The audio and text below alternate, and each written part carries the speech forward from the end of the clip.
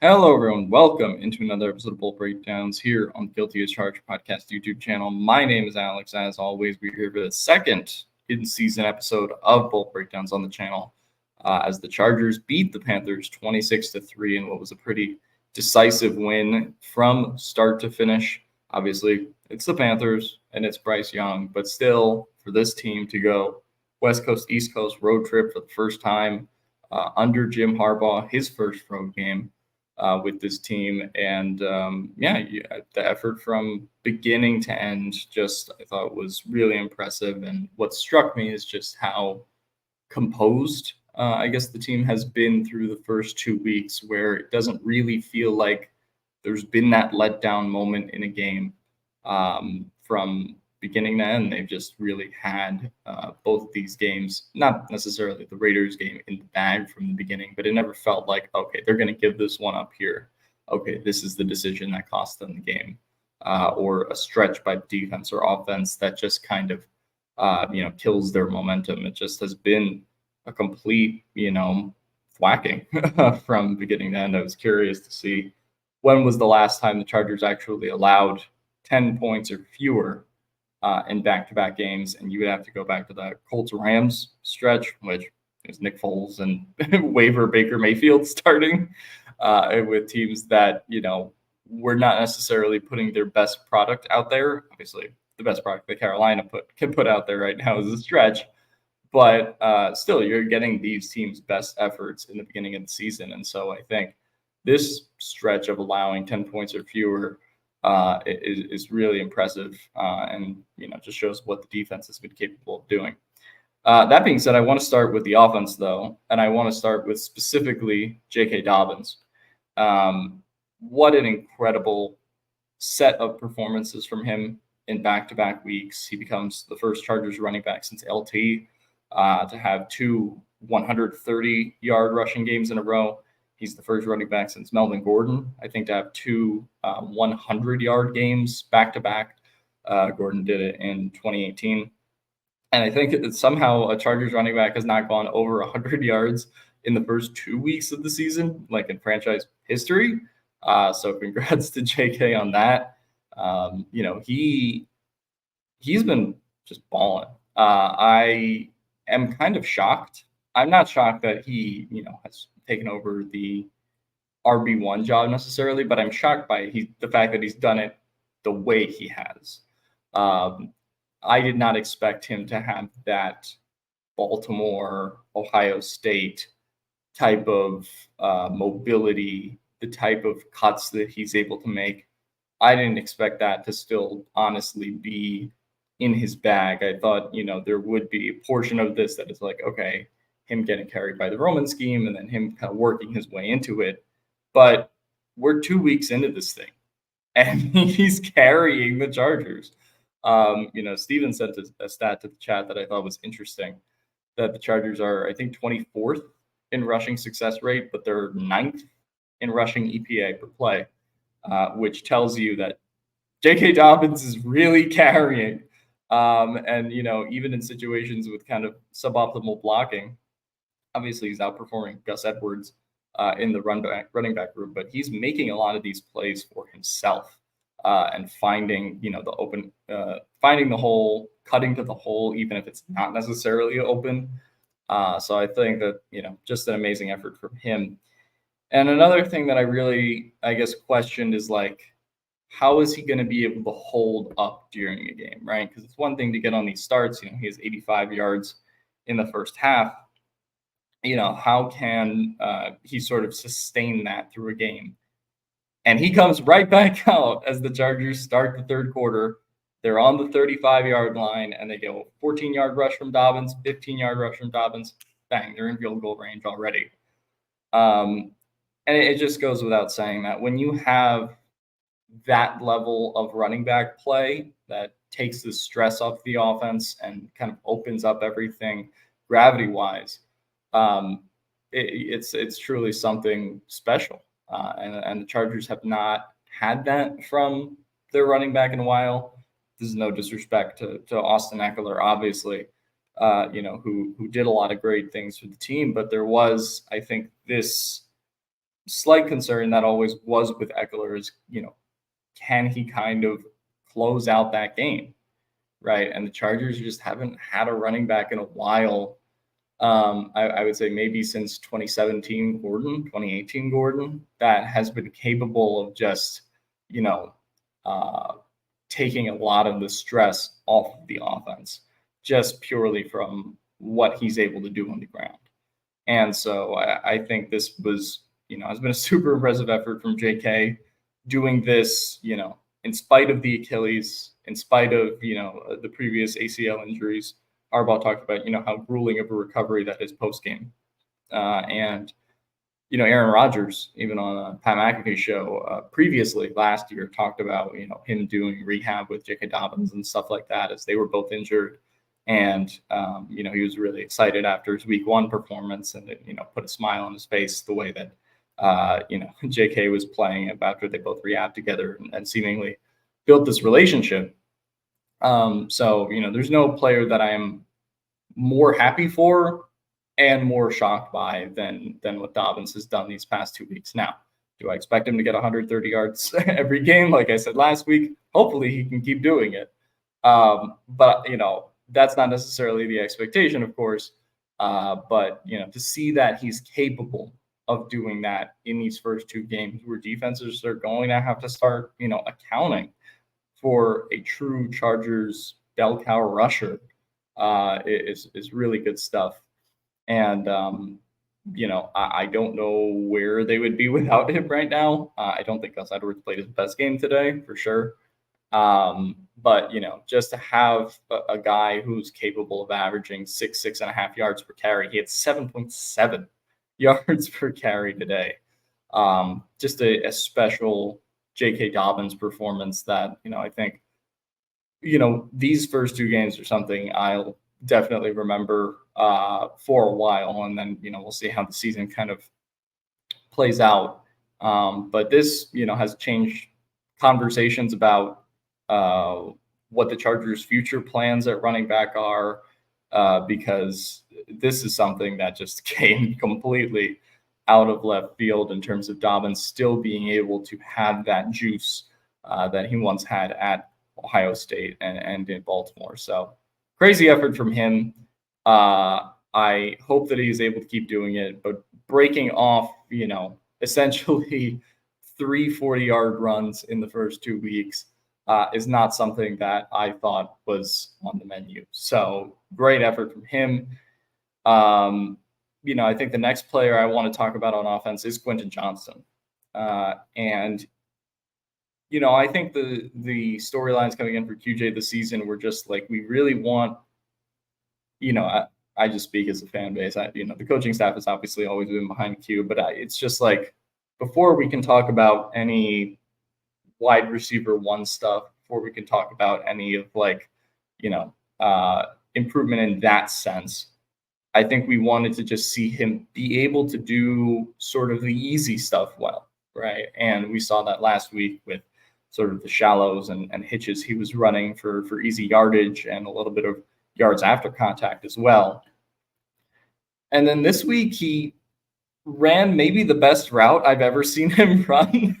It was maybe just kind of a, straight line in versus JC Horn. But JC Horn is a really good corner who never kind of gets caught being in that position where he sort of loses leverage against someone like Quentin Johnston or against a wide receiver in general. JC Horn is one of the most talented quarterbacks in the league, I think we have.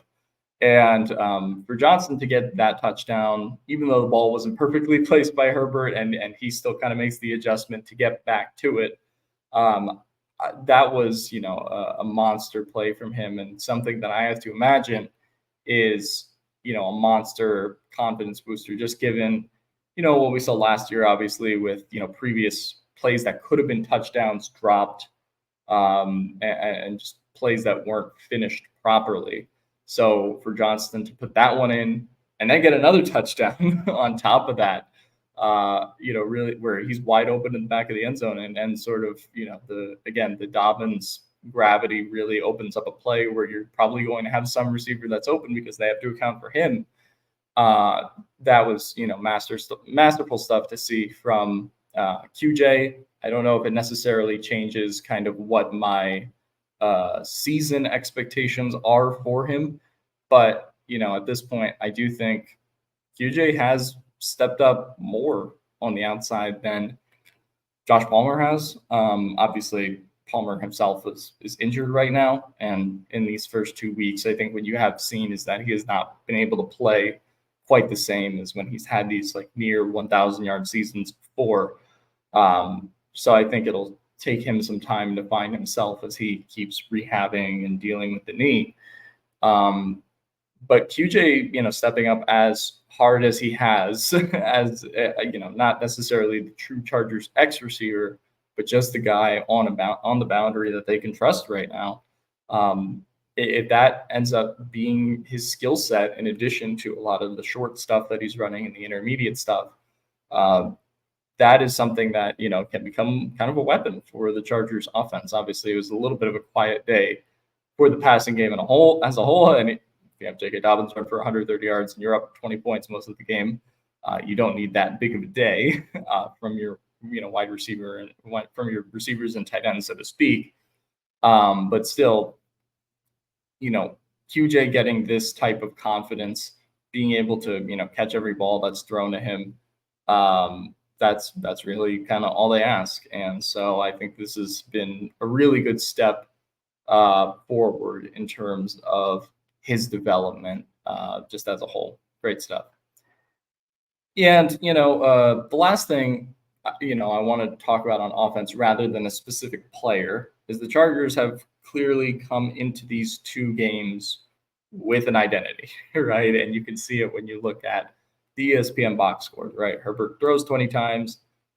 They ran the ball 44 times against the Panthers, not necessarily all design runs. A couple of those are Herbert runs. But, they have, against the Raiders as well, laid out what the identity is for this team, which is, as Harbaugh and Roman have put it, out physical you and, all the stuff they've talked about throughout the offseason. And, they took advantage today of certainly a depleted Panthers defensive line without Derek Brown, as now he's out for the season for them, which is a pretty big loss. But just the confidence to be able to do this against any team and win 2 straight games in which Herbert throws 25 or fewer times is certainly not something that Chargers teams were capable of doing from 2020 onwards. Is that Herbert effectively had to backpack them the whole time. So the fact that the Chargers have been able to implement this vision through these first 2 games is something that I think is super significant. It's not going to be able to hold up against the Steelers. We'll find out this week, and there will be a new stress test to some degree every week. The Chiefs in 2 weeks as well. But for the time being, this is something that is a newfound revelation, addition to the offense, whatever you want to call it. It's an offensive remodeling. And so I never thought personally that they would be able to run the ball this well this year. I certainly thought the run game would be better. But, when you have a 130-yard rusher, and just guys down the board that you're capable of giving the ball to, and Gus Edwards, struggled today, but again, had some 4 or 5 yard runs in there as well. It's a special thing that you can have for your offense as a whole. So this vision of, hey, we're going to make Herbert throw and have to do as little as possible and still assert ourselves physically is a vision that I kind of expected to a degree, but didn't expect it to necessarily work to the extent that it has in the first 2 games. And obviously, like I said, we'll see how that holds up throughout the whole season. But so far, the Chargers have been the team that's been more, willing to be physical, willing to establish the ground game through 4 quarters compared to the teams that they've played in these first 2 games. So that's a credit to Jim Harbaugh, Credit to Roman for what he's done so far. I certainly think there will be more times where the Chargers passing game gets tested. But this offensive vision through the first 2 weeks has been really nice to see for Chargers fans who have been watching, a bit of a inconsistent, I would say, offensive approach for years.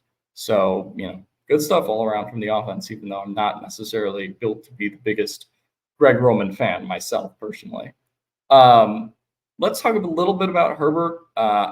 Obviously, 2 lower key games from him. I think if you told someone that Herbert was going to throw for, essentially a combined, less than 300 yards in the first 2 games, maybe there would be some level of concern based on how the games have played out and who they played, in addition to what they were able to establish on the ground. Like I said, I'm not necessarily concerned about, what Herbert was able to, do in these games, because he just kind of took the throws that he had to, right? So in that sense, I'm not necessarily concerned about Herbert. I really only thought that Herbert had the bad interception in this game to start. I think on the second drive against the Panthers, maybe, where he sort of stared that one down after rolling out for a while. But other than that, he was locked in for most of the rest of the game. And was obviously hit QJ for the touchdown, both touchdowns. And made some difficult throws when he had to, I guess, in this game to pick up yardage. Obviously, not a ton of yardage on the day, like we said. But I do feel like he trusted every one of his pass catchers. Ladd picked up a pretty big third down early on. So overall, not that it was a great game for Justin Herbert in the sense that, we'll talk about this in his list of 300, 400-yard games when he retires. But he did what he needed to do today for sure. And I thought this was a better, combined effort compared to his week 1 game, where there were just, maybe a couple of inconsistencies from throw to throw. So I definitely thought this was an all around better performance from him, minus the interception. I did want to talk a little bit about the injury, I think, that happened either in the 3rd or 4th quarter, where Herbert essentially kind of fell on his foot after trying to keep the play alive. It looked like he maybe had rolled his ankle or something like that. Obviously, he comes out of the game, goes into the blue medical tent for a little bit, and then comes back onto the field before Easton Stick was about to come running onto the field. And so Herbert grabs his helmet and says, "Nope, I got this. I watched the 2020. I watched the 2024 preseason. You're not going to blow this for us." So he puts his helmet back on and comes right back into the game. So I was a little bit concerned about that, just because as a note going forward, obviously, I don't expect that to be anything big if Herbert was able to come back into the game. But if it is something along the lines of potential ankle sprain, foot injury, even if it's minor, something that, could affect his mobility maybe in the short term, week 3, week 4, obviously you hope that's not the case, but something that I just thought was maybe interesting in terms of keep your eyes on it on the injury report this week. We'll see if there's kind of anything there. If Herbert's all good. I did think that there was a little bit too much of Herbert wanting to play hero ball in this game. Obviously, there was the throw to Tomlinson early, which was a kind of incredible, how did he get that off type play. But then on the play that I mentioned later in the game, that results in a Herbert fumble. Obviously, it didn't matter this game because they were up 20. But if you want to nitpick Herbert's performance a little bit, I would say, hey, that is the kind of thing that the Steelers or the Chiefs or any of these, tough AFC opponents that the Chargers are going to play are going to take advantage of if you certainly cough up the ball or throw a bad interception or whatever it is. So didn't come back to bite them this week. But I did think, just from a turnover perspective, a couple of things Herbert would say himself that he could clean up. But overall, pretty good game from him, in my opinion. other than that, it was just kind of a ground and pound day for the offense. So not a ton of other performances to mention. I did think Joe Alt and Sean Slater great on the offensive line again, especially from a run blocking perspective for both of them, and mostly the O line as a whole. I think did a better job this game at certainly opening up, some of those holes for Dobbins and Edwards. Obviously, helped the defensive line that they were playing, but I did think this was a get right game for them a little bit, especially after week one, where there were a lot of struggles in the first half for the offensive line against the Raiders. So definitely you're going to need as disciplined offensive line play as possible when you play a team, particularly like the Steelers, with TJ Watt and a bunch of guys around him who can wreak havoc at any given moment. So good performance from the offensive line to see before a game of that caliber. But those are kind of my real offensive notes in this game. Let's get to the defense, because I think that was certainly the most fun part of this game from beginning to end. Obviously, a couple highlight plays on offense from guys like Dobbins, but just seeing how disciplined this defense has been through the first 2 weeks has kind of been crazy to me. I didn't necessarily have high expectations for a guy like Christian Fulton. He's balling out of his mind, multiple third down stops. And, the secondary as a whole just felt like, whenever Bryce Young had the ball and was going to throw it in the air, they were flying around to, obviously whoever the ball carrier was that ended up catching Bryce Young's passes. But John Taylor had a, fiery stop at one point in the game. Just secondary as a whole was really nice today. Elijah Molden, it's his first interception in a Chargers uniform. So really impressive for a guy that was essentially traded here 2 weeks ago to be able to put up these kinds of performances and be as familiar with not just the playbook, but where he needs to be in space to come up with that type of a play. Really impressive for him, and really impressive from the standpoint that, they were able to buy a week this week with Lohi Gilman, right? And so they get him a week to get healthy. Hopefully he's back by the Steelers game, but huge spot for Elijah Molden to step up in. We obviously had a lot of concerns, I think, with the secondary, particularly the cornerback room coming into the year and what it was going to look like. And so far to this point, it's looked great for Christian Fulton. A couple lapses from ASJ in this game, but overall, again, he was pretty good. Fulton was pretty good, at least on first watch. And then you have a guy like Molden in the secondary making plays. Probably not the best Derwin James game, but I thought that overall this secondary was just really good for a sustained period of time. And, you take that, I think, especially going into, some of these games where they're going to need really good secondary performances. So definitely had one of probably their best week of the season this week in terms of the cornerbacks just actively making some of those plays and taking particularly really good angles when tackling. Obviously, that's been a problem for the Chargers cornerbacks in years past. Linebackers today, also really good. Deion Henley got the game ball from Jim Harbaugh, if you saw that on social media. But, Denzel Perriman was flying around too, made a couple key tackles. Obviously had the sack of Bryce Young where he just held on to the ball for too long. And even as a Chargers fan, it's like, come on, Bryce, you gotta get that one away. The draft guy in me who, I had Bryce Young as my QB3, but some of the plays he made today were not great. Did like Stroud and Richardson better, but I still have expected more from Bryce Young than he's shown to this point. So I was a little bit surprised on that level, but a little bit off topic. Perriman and Henley were great. Colson left the game with an injury thing. I don't know if he ended up coming back in or not. I don't remember him coming back in off the top of my head. I know he left to the locker room, so we'll see if, there's anything that lingers into this practice week with Junior Colson. But great performance from the linebackers as a whole. Again, were, really good for the most part last week as well. But just the ability of these guys to be more physical, and also, when it comes to the coverage aspect, have the coverage aspect of their games more locked down than the previous linebacker rooms we have seen for this team.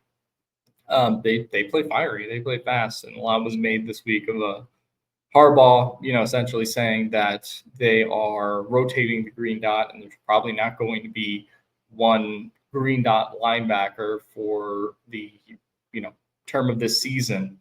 All of these guys with that responsibility have played really well, and so there's no reason to necessarily make a change when you don't need to make a change if they're all playing really well. So you like seeing that from the signal callers, and I think Minter talked about this last week, but you talk about guys like Dion and Junior, who have never called plays in this way before, the way that it works in the NFL.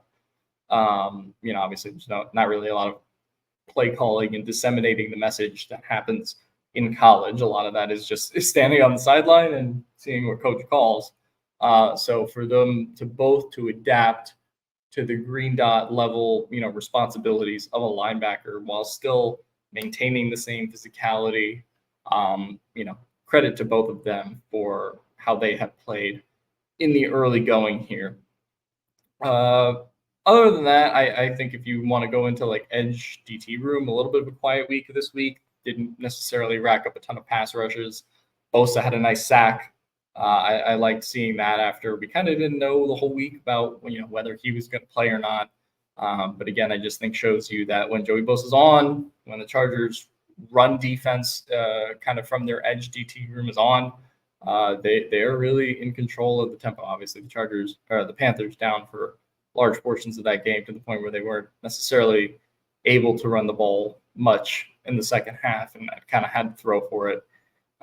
But great effort from this defensive line as well, which even though they weren't necessarily getting a ton of sacks, just consistently good performances in back-to-back weeks from all those guys. And again, like I said, against better opponents, you're going to need this against a Pittsburgh, Kansas City coached offensive line. They'll certainly need Khalil Mack and Joey Bosa in big games from them, and Poona Ford and all those guys when it comes to those spots for this team.